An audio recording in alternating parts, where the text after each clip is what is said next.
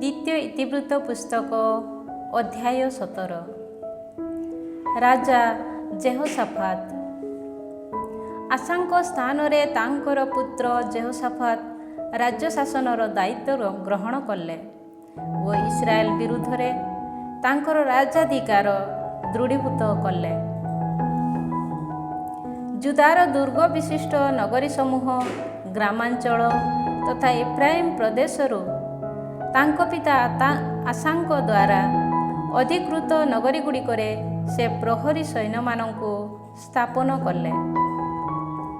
ତାଙ୍କ ପିତାଙ୍କ ଆଦ୍ୟକାଳୀନ ମାର୍ଗାବଳୀ ଅନୁସରଣ କରି, ଯେହେତୁ ସେ ବାଲ୍ ଦେବମାନଙ୍କର ସନ୍ଧାନ କଲେ ନାହିଁ, ସେହେତୁ ପ୍ରଭୁ ଜେହୋଶାଫାତଙ୍କ ସହବର୍ତ୍ତୀ ଥିଲେ।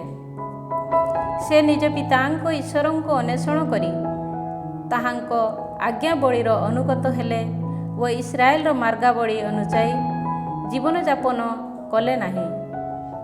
ଅତଏବ ପ୍ରଭୁ ରାଜ୍ୟଟିକୁ ପୂର୍ଣ୍ଣ ଭାବେ ନିୟନ୍ତ୍ରଣାଧୀନ କରି ଜେହୋଶାଫାତଙ୍କ ହସ୍ତରେ ସମର୍ପଣ କଲେ ଏବଂ ସମଗ୍ର ଜୁଦା ତାଙ୍କ ନିକଟକୁ ଭେଟି ଆଣିଲେ।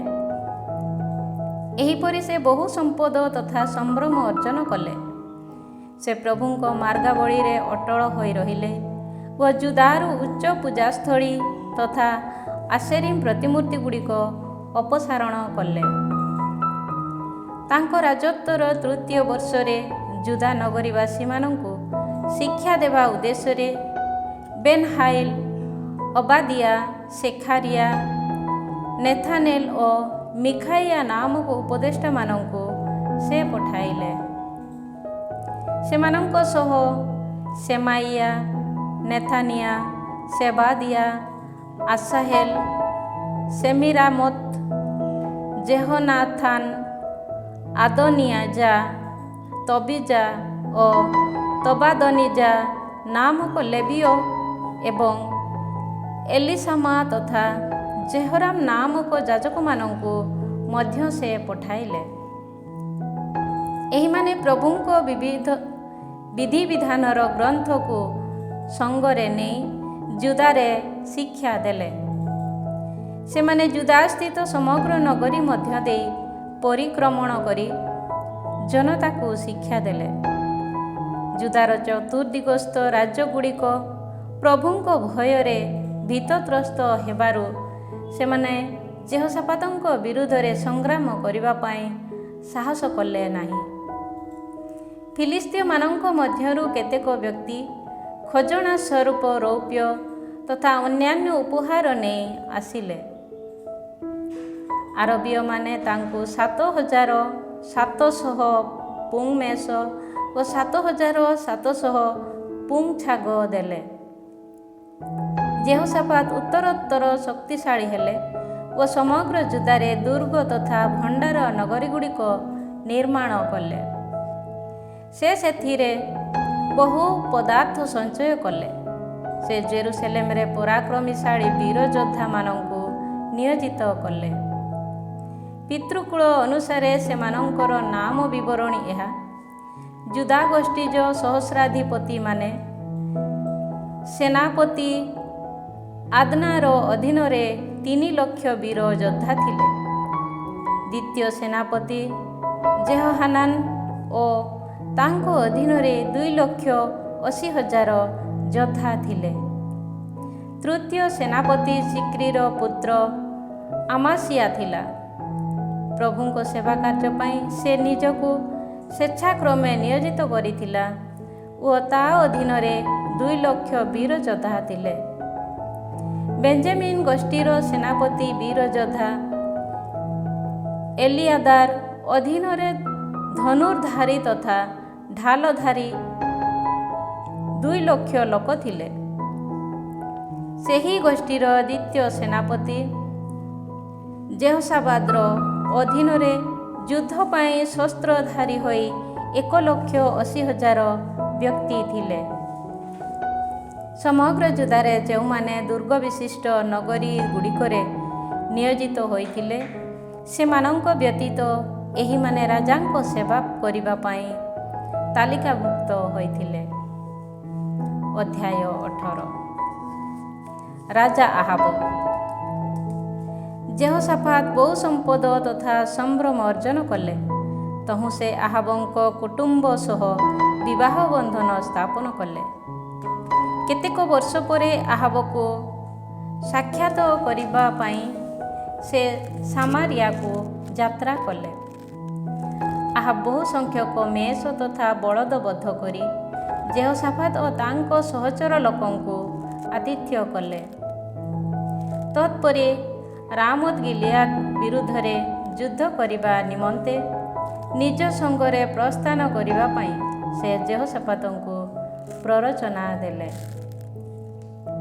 ଇସ୍ରାଏଲର ରାଜା ଆହାବ ଜୁଦାର ରାଜା ଯେହୋଶାଫାତଙ୍କୁ ପଚାରିଲେ, ରାମୋତ ଗିଲିଆଦକୁ ତୁମେ କ'ଣ ମୋ ଗହଣରେ ଆସିବ? ଉତ୍ତରରେ ଯେହୋଶାଫାତ କହିଲେ, ତୁମେ ଯଦି ପ୍ରସ୍ତୁତ ତେବେ ମୁଁ ମଧ୍ୟ ପ୍ରସ୍ତୁତ। ମୋର ଜନତା ତୁମର ଜନତା ସଦୃଶ। ଯୁଦ୍ଧ ପାଇଁ ଆମେମାନେ ତୁମ ସହ ଆସିବୁ। ଏହାପରେ ଯେହୋଶାଫାତ ଇସ୍ରାଏଲର ରାଜାଙ୍କୁ କହିଲେ, ଆମେ ପ୍ରଭୁଙ୍କ ଅଭୀଷ୍ଟ ସନ୍ଧାନ କରିବା। ତେଣୁ ଇସ୍ରାଏଲର ରାଜା 400 ପ୍ରବକ୍ତାଙ୍କୁ ଏକତ୍ରିତ କରି ସେମାନଙ୍କୁ ପଚାରିଲେ, ରାମୋତ ଗିଲିଆଦକୁ ଆକ୍ରମଣ କରିବା ପାଇଁ ଆମର ଯାତ୍ରା କ'ଣ ଉଚିତ, ନା ମୁଁ ସେଥିରୁ ନିବୃତ୍ତ ହେବି? ଉତ୍ତରରେ ସେମାନେ କହିଲେ, ଯାଅ, ଈଶ୍ୱର ତାହା ରାଜାଙ୍କ ହସ୍ତରେ ସମର୍ପଣ କରିବେ। କିନ୍ତୁ ଯେହୋଶାଫାତ ପଚାରିଲେ, ପ୍ରଭୁଙ୍କ ଅଭୀଷ୍ଟ ସନ୍ଧାନ କରିବା ପାଇଁ ଏଠାରେ ତାଙ୍କର ଅନ୍ୟ କୌଣସି ପ୍ରବକ୍ତା କ'ଣ ନାହିଁ? ଇସ୍ରାଏଲର ରାଜା କହିଲେ, ପ୍ରଭୁଙ୍କର ଅଭୀଷ୍ଟ ସନ୍ଧାନ କରିବା ପାଇଁ ଏଠାରେ ଇମ୍ଳାର ପୁତ୍ର ମିଖାଇଆ ନାମକ ଅନ୍ୟ ଜଣେ ବ୍ୟକ୍ତି ମଧ୍ୟ ଅଛି। କିନ୍ତୁ ମୁଁ ତାଙ୍କୁ ଘୃଣା କରେ, କାରଣ ସେ ମୋ ଉଦ୍ଦେଶ୍ୟରେ ଅନିଷ୍ଟ କାର୍ଯ୍ୟ ବ୍ୟତୀତ ଅନ୍ୟ କିଛି ମଙ୍ଗଳଜନିତ ବିଷୟରେ ପ୍ରବଚନ ଦେଉନାହିଁ। ସେ ସମୟରେ ଯେହୋଶାଫାତ କହିଲେ, ରାଜା ଏପରି କଥା ନ କୁହନ୍ତୁ। ଏହାପରେ ଇସ୍ରାଏଲର ରାଜା ଜଣେ ଭୃତ୍ୟୁଙ୍କୁ ଡାକି କହିଲେ, ଅବିଳମ୍ବେ ଇମ୍ଳାର ପୁତ୍ର ମିଖାଇଆକୁ ଏଠାକୁ ନେଇ ଆସ। ସେ ସମୟରେ ଇସ୍ରାଏଲର ରାଜା ଓ ଜୁଦାର ରାଜା ଯେହୋଶାଫାତ ରାଜକୀୟ ବସ୍ତ୍ର ପରିହିତ ହୋଇ ସାମାରିଆର ପ୍ରବେଶ ପଥ ସମୀପସ୍ଥ ଶସ୍ୟ ଖଳାରେ ନିଜ ନିଜର ସିଂହାସନରେ ଆସୀନ ହୋଇଥିଲେ ଏବଂ ପ୍ରବକ୍ତାମାନେ ସେମାନଙ୍କ ସମ୍ମୁଖରେ ପ୍ରବଚନ ଦେଇ ଠିଆ ହୋଇଥିଲେ।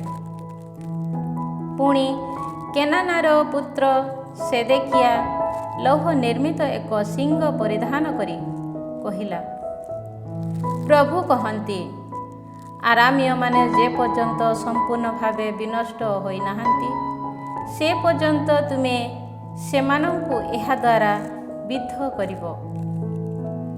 ଅନ୍ୟ ପ୍ରବକ୍ତାମାନେ ମଧ୍ୟ ଏହିପରି ଭବିଷ୍ୟତବାଣୀ ଘୋଷଣା କରି କହିଲେ, ରାମୋତ ଗିଲିଆଦକୁ ଗମନ କରି ଜୟଯୁକ୍ତ ହୁଅ।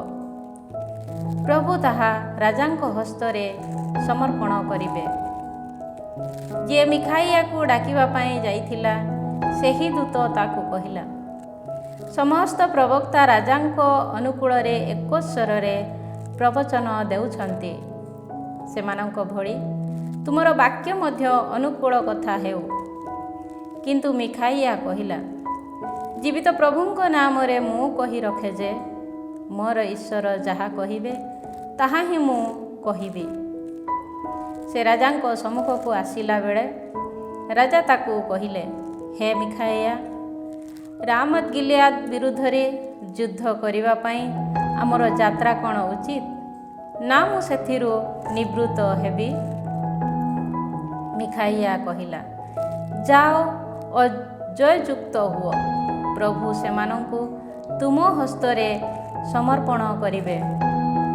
ରାଜା ତାକୁ କହିଲେ, ପ୍ରଭୁଙ୍କ ନାମରେ ମୋତେ ସତ୍ୟ ବ୍ୟତୀତ ଅନ୍ୟ କିଛି କୁହ ନାହିଁ ବୋଲି ମୁଁ ତୁମକୁ କେତେବାର କହିବି? ସେ ସମୟରେ ମିଖାଇଆ କହିଲା, ପାଳକବିହୀନ ମେଷ ସଦୃଶ ଇସ୍ରାଏଲୀୟ ଜନତା ପର୍ବତ ସମୂହ ଉପରେ ବିକ୍ଷିପ୍ତ ହୋଇ ଭ୍ରମଣ କରୁଥିବା ମୁଁ ଦେଖିବାକୁ ପାଇଲି।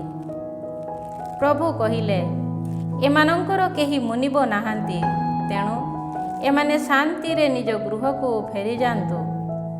ସେ ସମୟରେ ଇସ୍ରାଏଲର ରାଜା ଯେହୋଶାଫାତଙ୍କୁ କହିଲେ, ମୁଁ କ'ଣ ତୁମକୁ କହିନଥିଲି ଯେ ଏହି ବ୍ୟକ୍ତି ମୋ ସମ୍ପର୍କରେ କେବଳ ମନ୍ଦ ବ୍ୟତୀତ ମଙ୍ଗଳ ବିଷୟର ପ୍ରବଚନ ଦେଉନାହିଁ।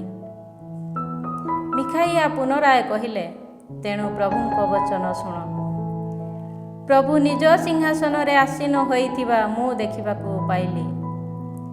ସ୍ୱର୍ଗୀୟ ସେନାବାହିନୀ ତାହାଙ୍କର ଦକ୍ଷିଣ ତଥା ବାମ ପାର୍ଶ୍ୱରେ ସମବେତ ହୋଇ ଦଣ୍ଡାୟମାନ ଥିଲେ। ପ୍ରଭୁ ପଚାରିଲେ, ଇସ୍ରାଏଲର ରାଜା ଆହାବ ରାମୋତ ଗିଲିଆଦକୁ ଯାଇ ଯେପରି ସେଠାରେ ନିହତ ହୁଏ, ସେଥିପାଇଁ କିଏ ବା ତାକୁ ଭୁଲାଇବ? ସେମାନେ ପ୍ରତ୍ୟେକ ଭିନ୍ନ ଭିନ୍ନ ଉତ୍ତର ଦେଲେ। ସେ ସମୟରେ ଜଣେ ଆତ୍ମା ଆଗେଇ ଆସି ପ୍ରଭୁଙ୍କ ସନ୍ନିଧାନରେ ଠିଆ ହୋଇ କହିଲା, ମୁଁ ତାଙ୍କୁ ଭୁଲାଇବି। ପ୍ରଭୁ ପୁନର୍ବାର ପଚାରିଲେ, କିପରି? ସେ କହିଲା, ମୁଁ ଯାଇ ତାଙ୍କର ପ୍ରବକ୍ତାମାନଙ୍କ ମୁଖରେ ଏକ ମିଥ୍ୟାବାଦୀ ଆତ୍ମା ହେବି। ପ୍ରଭୁ କହିଲେ, ତୁମେ ତାକୁ ଭୁଲାଇବ ଓ ତୁମେ ଅବଶ୍ୟ ଜୟଯୁକ୍ତ ହେବ। ଯାଅ ଏବଂ ସେପରି କର। ସୁତରାଂ ଦେଖ, ତୁମର ଏହି ପ୍ରବକ୍ତାମାନଙ୍କ ମୁଖରେ ପ୍ରଭୁ ଜଣେ ମିଥ୍ୟାବାଦୀ ଆତ୍ମାକୁ ଅବସ୍ଥାପିତ କରିଛନ୍ତି। ତୁମ ସମ୍ବନ୍ଧରେ ଅମଙ୍ଗଳ ବିଷୟ ପ୍ରଭୁ କହିଅଛନ୍ତି। ସେ ସମୟରେ କେନାନାଙ୍କ ପୁତ୍ର ସେଦେଖିଆ ପାଖକୁ ଆସି ମିଖାଇଆଙ୍କ ଗାଲରେ ଚାପୁଡ଼ା ମାରି ପଚାରିଲେ, ପ୍ରଭୁଙ୍କ ଆତ୍ମା ମୋତେ ପରିତ୍ୟାଗ କରି କେଉଁ ବାଟ ଦେଇ ତୁମ ପାଖକୁ ଆସି ତୁମ ସଙ୍ଗରେ କଥାବାର୍ତ୍ତା କରିଅଛି?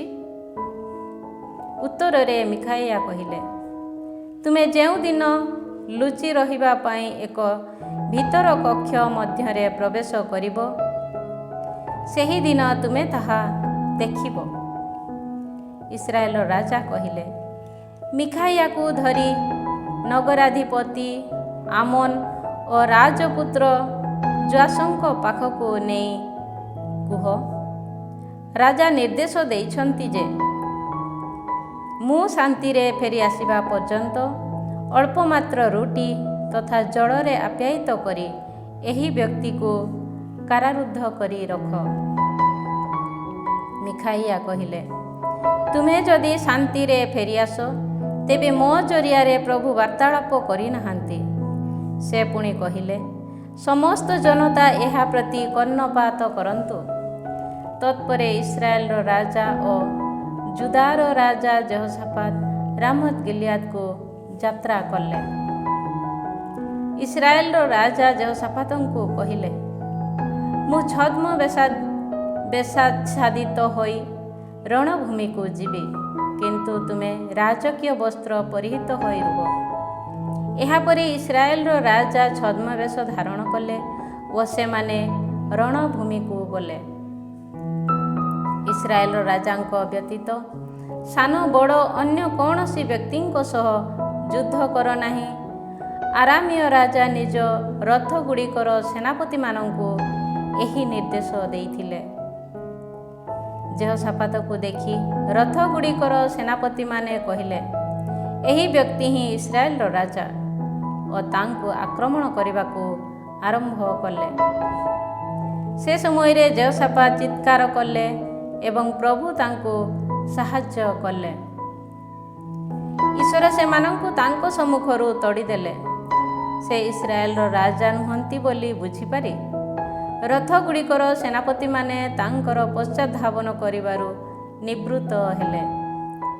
କିନ୍ତୁ ଜଣେ ଯୋଦ୍ଧା ଦୈବାତ ତାର ଧନୁ ଟାଣି ଇସ୍ରାଏଲର ରାଜାଙ୍କ ସାଞ୍ଜୁ ତଥା ଋଣାସ୍ତ୍ର ମଧ୍ୟ ଦେଇ ଶର ମାରି ତାଙ୍କୁ ଆଘାତ କଲେ। ତହୁଁ ରାଜା ତାଙ୍କର ରଥ ଚାଳକଙ୍କୁ କହିଲେ, ରଥକୁ ବୁଲାଇ ଦେଇ ମୋତେ ରଣଭୂମିରୁ ଘେନିଯାଅ, କାରଣ ମୁଁ ଆଘାତ ପ୍ରାପ୍ତ। ସେହିଦିନ ଘୋର ଯୁଦ୍ଧ ହେଲା।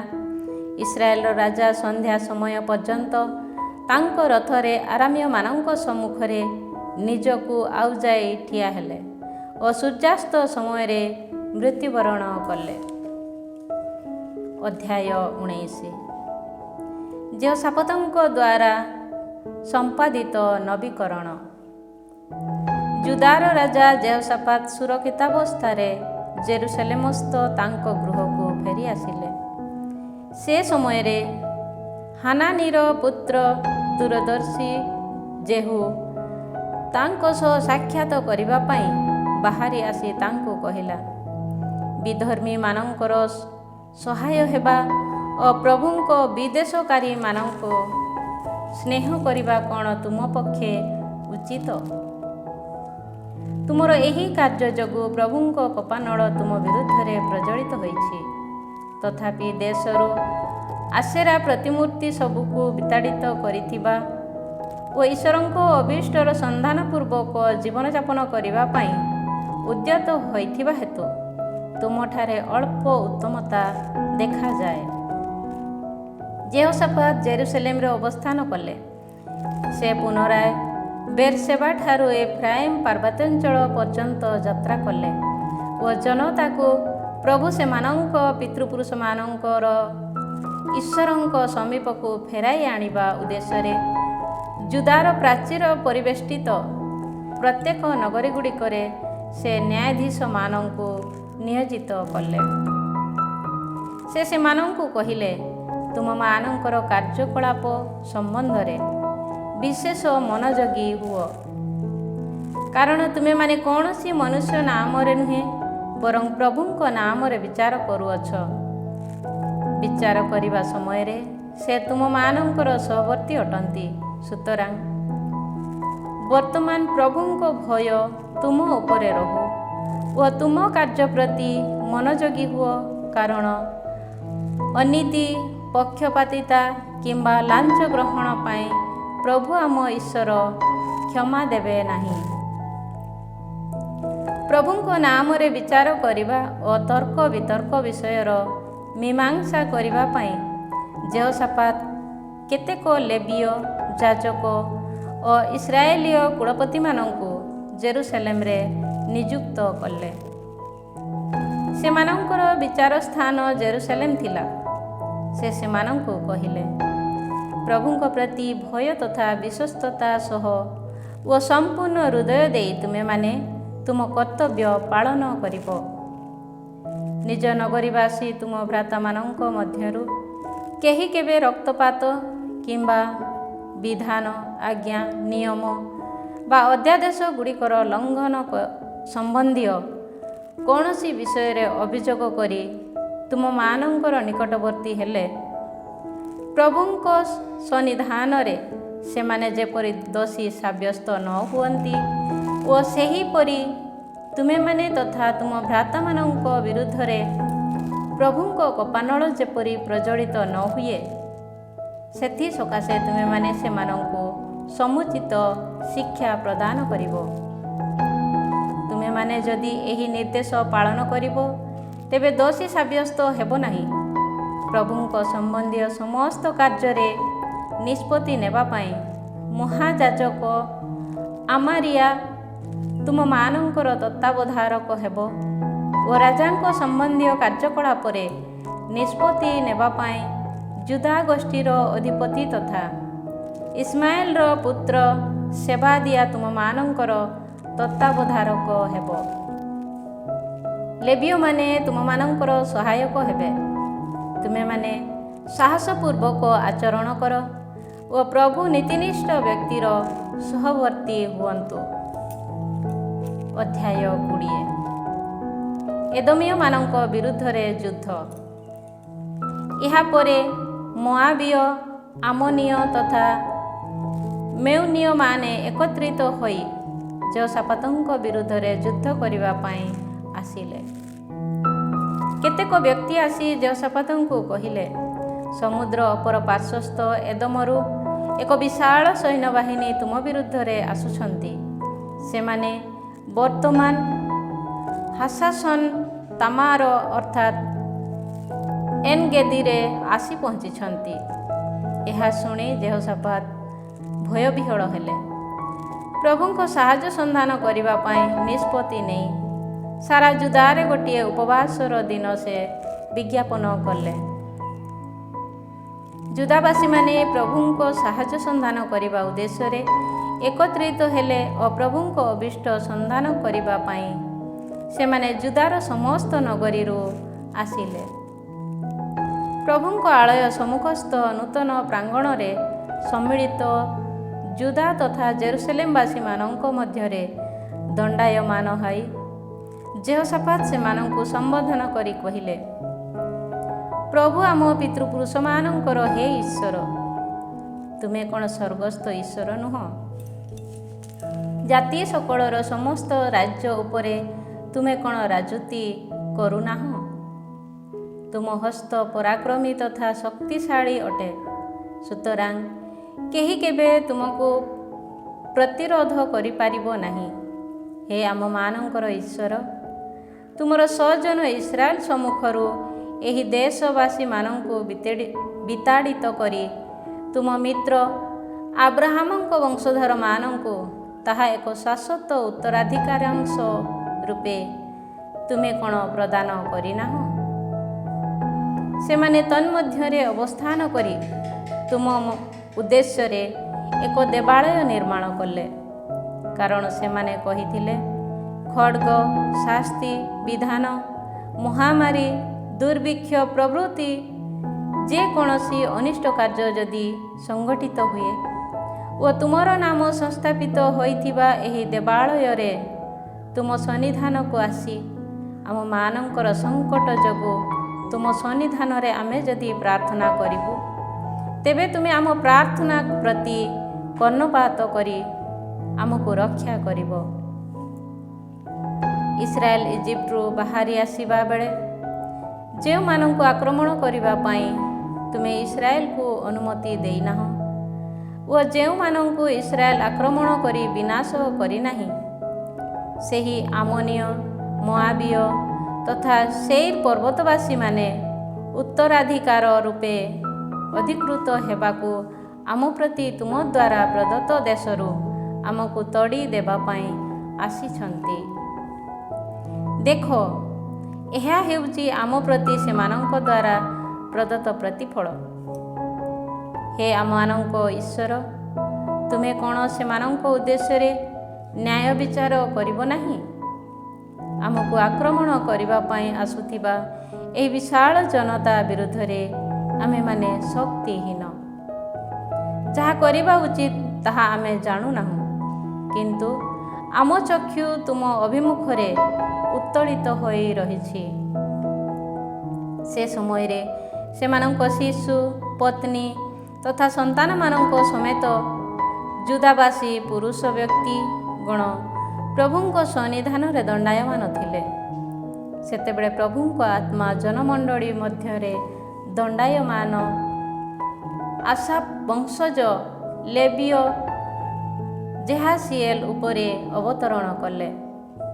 ଏହି ଜେହାସିଏଲ ସେଖାରିଆର ସେଖାରିଆ, ବେନାଇଆର ବେନାଇଆ, ଜେଇଏଲର ଓ ଜେଏଲ ମାତାନିଆର ପୁତ୍ର ଥିଲା।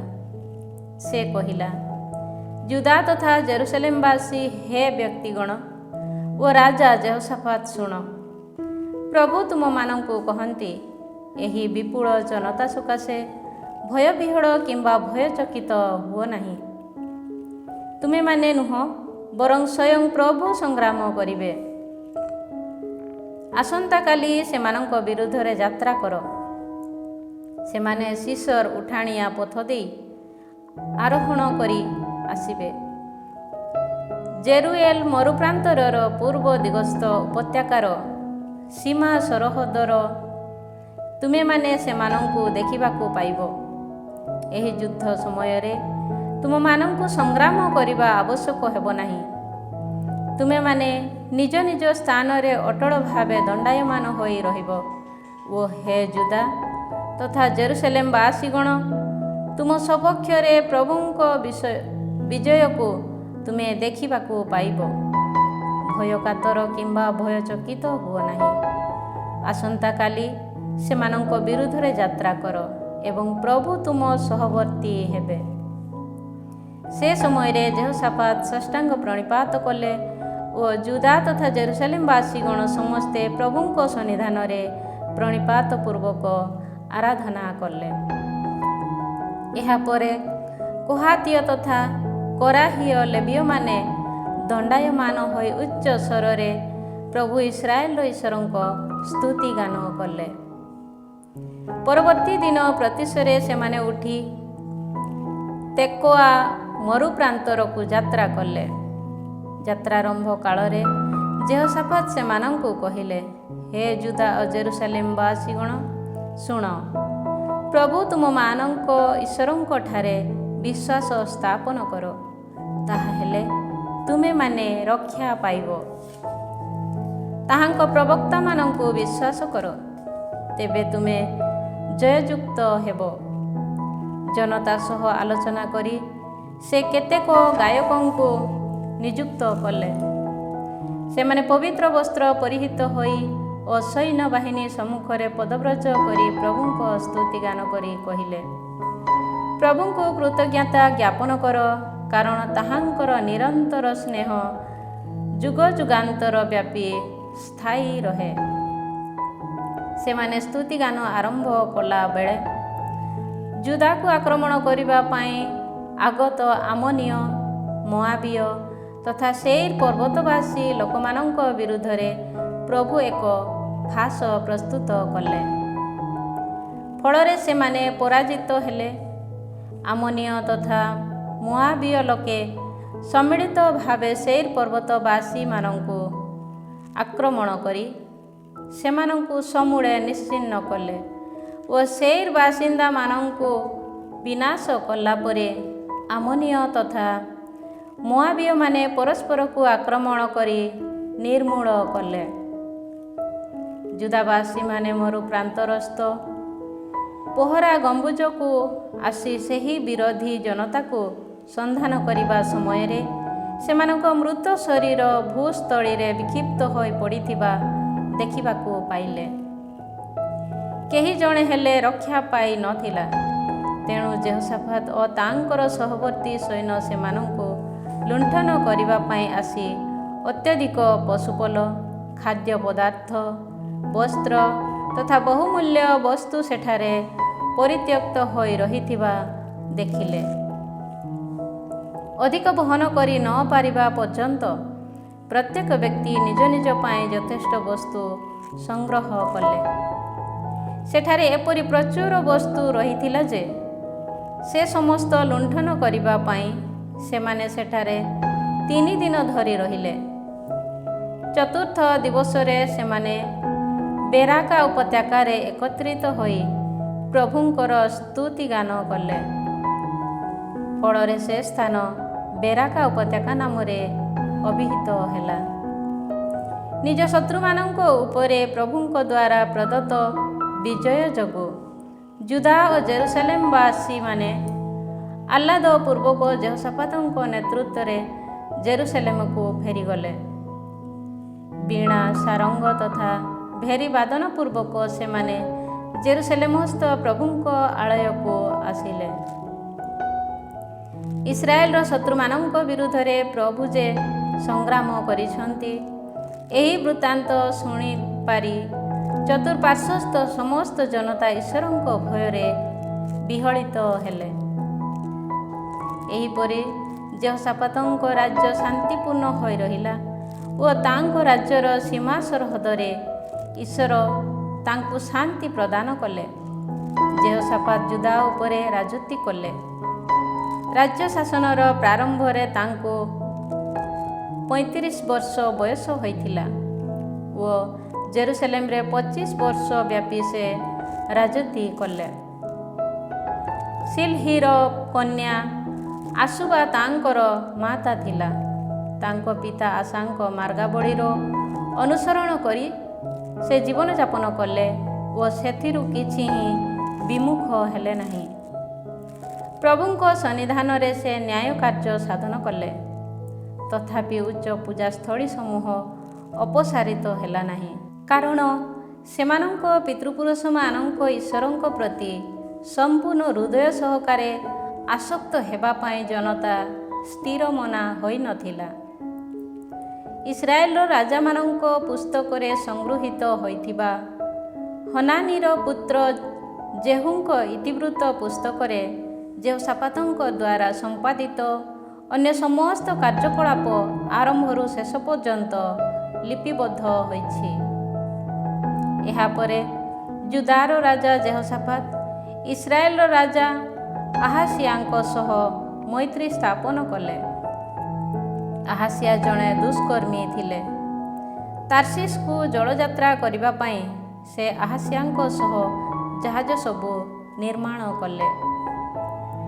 ସେମାନେ ସେହି ଜାହାଜ ସମୂହକୁ ଏସିଅଲ ଗେବେରରେ ନିର୍ମାଣ କଲେ। ସେ ସମୟରେ ମାରେସେବାସୀ ଦଦାବାହୁର ପୁତ୍ର ଏଲିଏସର ଯେହୋଶାପାତଙ୍କ ବିରୁଦ୍ଧରେ ପ୍ରବଚନ ଦେଇ କହିଲେ, ଆହାସିଆଙ୍କ ସହ ମୈତ୍ରୀ ସ୍ଥାପନ କରିବା ହେତୁ ତୁମେ ଯାହା ନିର୍ମାଣ କଲ, ପ୍ରଭୁ ତାହା ବିନଷ୍ଟ କରିବେ। ସେହି ଜାହାଜଗୁଡ଼ିକ ବିନଷ୍ଟ ହେଲା ଓ ଫଳରେ ସେମାନେ ତାର୍ସିସକୁ ଯାତ୍ରା କରିପାରିଲେ ନାହିଁ। ଅଧ୍ୟାୟ 21। ରାଜା ଜେହୋରାମ। ଯେହୋଶାପାତ ତାଙ୍କ ପିତୃପୁରୁଷମାନଙ୍କ ସଙ୍ଗରେ ମହାନିଦ୍ରାରେ ଶୟନ କଲେ ଏବଂ ସେମାନଙ୍କ ସଙ୍ଗରେ ଦାବିଦଙ୍କ ନଗରୀରେ ସମାଧିସ୍ଥ ହେଲେ। ତାଙ୍କର ପୁତ୍ର ଜେହୋରାମ ତାଙ୍କ ସ୍ଥାନରେ ରାଜ୍ୟ ଶାସନର ଦାୟିତ୍ୱ ଗ୍ରହଣ କଲେ। ଯେହୋଶାପାତଙ୍କ ପୁତ୍ର ଜେହୋରାମଙ୍କ ଭ୍ରାତାମାନେ ଆସାରିଆ, ଜେହିଏଲ, ସେଖାରିଆ, ଆସାରିଆ, ମିଖାଏଲ ଓ ସେଫାତିଆ ଏମାନେ ସମସ୍ତେ ଜୁଦାର ରାଜା ଯେହୋଶାପାତଙ୍କ ପୁତ୍ର ଥିଲେ। ସେମାନଙ୍କର ପିତା ସେମାନଙ୍କୁ ରୌପ୍ୟ, ସ୍ୱର୍ଣ୍ଣ, ବହୁମୂଲ୍ୟ ବସ୍ତୁ ଓ ଜୁଦାର ଦୁର୍ଗ ପରିବେଷ୍ଟିତ ନଗରୀ ପ୍ରଭୃତି ପ୍ରଚୁର ବିଷୟ ଉପହାର ଦେଲେ। କିନ୍ତୁ ଜେହୋରାମ ତାଙ୍କର ପ୍ରଥମଜାତ ପୁତ୍ର ହୋଇଥିବାରୁ ରାଜ୍ୟଟିକୁ ସେ ତାଙ୍କ ହସ୍ତରେ ସମର୍ପଣ କଲେ। ତାଙ୍କ ପିତାଙ୍କର ସିଂହାସନାରୋହଣ କରି ତାଙ୍କ ଅଧିକାରକୁ ସୁରକ୍ଷିତ କଲା ପରେ ଜେହୋରାମ ତାଙ୍କ ଭ୍ରାତାମାନଙ୍କୁ ଓ ଇସ୍ରାଏଲର କେତେକ ଶାସକଙ୍କୁ ନିଧନ କଲେ। ରାଜା ହେବା ବେଳେ ଜେହୋରାମଙ୍କୁ 32 ବର୍ଷ ବୟସ ହୋଇଥିଲା ଓ ସେ ଜେରୁସଲେମରେ 8 ବର୍ଷ ବ୍ୟାପୀ ରାଜୁତି କଲେ। ଆହାବଙ୍କ ଗୃହର ଦୃଷ୍ଟାନ୍ତ ଅନୁସରଣ କରି ସେ ଇସ୍ରାଏଲର ରାଜାମାନଙ୍କ ମାର୍ଗାବଳୀରେ ବିଚରଣ କଲେ, କାରଣ ସେ ଆହାବଙ୍କ କନ୍ୟାକୁ ବିବାହ କରିଥିଲେ। ସେ ପ୍ରଭୁଙ୍କ ଦୃଷ୍ଟିରେ ମନ୍ଦ କାର୍ଯ୍ୟ ସାଧନ କଲେ। ତଥାପି ଦାବିଦଙ୍କ ସହ ସାଲିସ ବ୍ୟବସ୍ଥା ବିଧାନ ଯୋଗୁଁ ତାଙ୍କର ଗୃହକୁ ବିନଷ୍ଟ କରିବା ପାଇଁ ପ୍ରଭୁ ଅନିଚ୍ଛୁକ ହେଲେ। କାରଣ ଦାବିଦଙ୍କୁ ଓ ତାଙ୍କର ବଂଶଧରମାନଙ୍କୁ ଏକ ଶାଶ୍ୱତ ପ୍ରଦୀପ ପ୍ରଦାନ କରିବା ପାଇଁ ପ୍ରଭୁ ପ୍ରତିଶ୍ରୁତି ଦେଇଥିଲେ। ଜେହୋରାମଙ୍କ ରାଜତ୍ୱରେ ଏଦୋମୀୟମାନେ ଜୁଦାର କର୍ତ୍ତୃତ୍ୱ ବିରୁଦ୍ଧରେ ବିଦ୍ରୋହ କରି ସେମାନଙ୍କ ଜଣେ ରାଜାଙ୍କୁ ସେମାନଙ୍କ ପାଇଁ ନିୟୋଜିତ କଲେ। ତହୁଁ ଜେହୋରାମ ତାଙ୍କ ସେନାପତି ତଥା ରଥ ସମୂହ ସମେତ ସେମାନଙ୍କ ବିରୁଦ୍ଧରେ ଯାତ୍ରା କଲେ। ତାଙ୍କୁ ଓ ତାଙ୍କର ରଥ ଚାଳକମାନଙ୍କୁ ବେଷ୍ଟନ କରିଥିବା ଏଦୋମୀୟମାନଙ୍କୁ ସେ ରାତ୍ରି କାଳରେ ଆଘାତ କଲେ। ତଥାପି ଏଦୋମୀୟମାନେ ଏପର୍ଯ୍ୟନ୍ତ ଜୁଦାର ଆଧିପତ୍ୟକୁ ପ୍ରତିରୋଧ କରି ଅବସ୍ଥାନ କରନ୍ତି। ତାଙ୍କ ପିତୃପୁରୁଷମାନଙ୍କ ପ୍ରଭୁ ଈଶ୍ୱରଙ୍କୁ ଉପେକ୍ଷା କରିଥିବା ଯୋଗୁଁ ସେହି ଦିନମାନଙ୍କରେ ଲିବ୍ନା ମଧ୍ୟ ଜେହୋରାମଙ୍କ ଅଧିକାର ବିରୁଦ୍ଧରେ ବିଦ୍ରୋହ କରି ଉଠିଲେ। ଏତଦ୍ ବ୍ୟତୀତ ଜୁଦାର ପାର୍ବତ୍ୟାଞ୍ଚଳରେ ଉଚ୍ଚ ପୂଜାସ୍ଥଳୀ ସମୂହ ନିର୍ମାଣ କରି ଜେରୁସଲେମବାସୀମାନଙ୍କୁ ଅବିଶ୍ୱସ୍ତ ହେବା ପାଇଁ ସେ ପ୍ରରୋଚନା ଦେଲେ ଓ ଜୁଦାବାସୀମାନଙ୍କୁ ବିଭ୍ରାନ୍ତ କଲେ। ସେ ସମୟରେ ପ୍ରବକ୍ତା ଏଲିଜାଙ୍କ ଦ୍ୱାରା ଲିଖିତ ଏକ ପତ୍ର ସେ ପାଇଲେ। ସେଥିରେ ଏହିପରି ଲିପିବଦ୍ଧ ହୋଇଥିଲା। ପ୍ରଭୁ ତୁମ ପିତା ଦାବିଦଙ୍କ ଈଶ୍ୱର କହନ୍ତି, ତୁମ ପିତା ଜେହୋଶାଫାତଙ୍କ କିମ୍ବା ଜୁଦାର ରାଜା ଆସାଙ୍କ ମାର୍ଗାବଳୀକୁ ତୁମେ ଅନୁସରଣ କରିନାହଁ, ବରଂ ତୁମେ ଇସ୍ରାଏଲର ରାଜାମାନଙ୍କ ଦୃଷ୍ଟାନ୍ତର ଅନୁଗାମୀ ହୋଇଛ। ଆହାବ ଇସ୍ରାଏଲକୁ ଅବିଶ୍ୱସ୍ତ କରାଇଥିବା ଅନୁଯାୟୀ ତୁମେ ଜୁଦା ଓ ଜେରୁସାଲେମବାସୀମାନଙ୍କୁ ଅବିଶ୍ୱସ୍ତତା ଆଡ଼କୁ କଢ଼ାଇଅଛ। ଯେଉଁମାନେ ତୁମଠାରୁ ଶ୍ରେଷ୍ଠ ଥିଲେ, ତୁମ ପିତୃଗୃହର ସେହି ତୁମ ସହୋଦରମାନଙ୍କୁ ତୁମେ ନିଧନ ମଧ୍ୟ କରିଅଛ। ଦେଖ, ତୁମ ଜନତା ସନ୍ତାନଗଣ, ପତ୍ନୀ ସମୂହ ତଥା ସମସ୍ତ ସମ୍ପଦ ଉପରେ ପ୍ରଭୁ ଏକ ମହାମାରୀ ଘଟାଇବେ। ତୁମର ଅନ୍ତଃସ୍ଥଳୀ କଠୋର ବ୍ୟାଧି ପ୍ରପୀଡ଼ିତ ହୋଇ ତୁମେ ମଧ୍ୟ ରୋଗଗ୍ରସ୍ତ ହେବ ଓ ତାହା ଦିନକୁ ଦିନ ବୃଦ୍ଧିପ୍ରାପ୍ତ ହୋଇ ସେହି ଅନ୍ତଃସ୍ଥଳୀର କେତେକ ଅଂଶ ବାହାରିବାକୁ ଆରମ୍ଭ କରିବ। ଇଥିଓପୀୟମାନଙ୍କ ସମୀପବାସୀ ଫିଲିସ୍ତୀୟ ତଥା ଆରବୀୟମାନଙ୍କ କ୍ରୋଧାଗ୍ନିକୁ ପ୍ରଭୁ ଜେହୋରାମଙ୍କ ବିରୁଦ୍ଧରେ ପ୍ରଜ୍ୱଳିତ କରାଇଲେ। ସେମାନେ ଆସି ଜୁଦା ଆକ୍ରମଣ କଲେ ଓ ରାଜାଙ୍କ ଗୃହରେ ଦେଖିବାକୁ ପାଇଥିବା ସମସ୍ତ ସମ୍ପଦ, ତାଙ୍କର ପୁତ୍ରଗଣ ତଥା ପତ୍ନୀମାନଙ୍କୁ ଅଧିକାର କରି ସେମାନେ ପ୍ରସ୍ଥାନ କଲେ। ତାଙ୍କର କନିଷ୍ଠତମ ପୁତ୍ର ଯେହୋଆଶ ବ୍ୟତୀତ ଅନ୍ୟ କେହି ଅବଶିଷ୍ଟ ରହିଲା ନାହିଁ। ଏହାପରେ ପ୍ରଭୁ ତାଙ୍କର ଅନ୍ତଃସ୍ଥଳୀରେ ଏକ ଦୁରାରୋଗ୍ୟ ବ୍ୟାଧି ଦ୍ୱାରା ତାଙ୍କୁ ଆଘାତ କଲେ।